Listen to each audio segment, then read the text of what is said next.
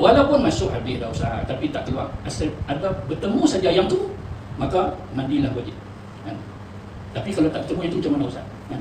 Rapat Ustaz, dua-dua pakai spender, rapat Ustaz, tak bertemu. Kan? Dia kata sejuk-sejuk nak kena mandi. Abang, saya mengaji ni tak kena mandi abang. Itulah mengaji tak habis.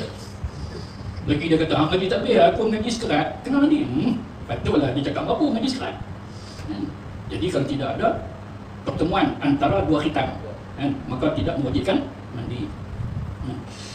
Dalam riwayat Muslim disebut wa illam yunzil, sekalipun tidak keluar mani, tak keluar mani, tapi bertemu tak yang tu? Bertemu, maka mandi.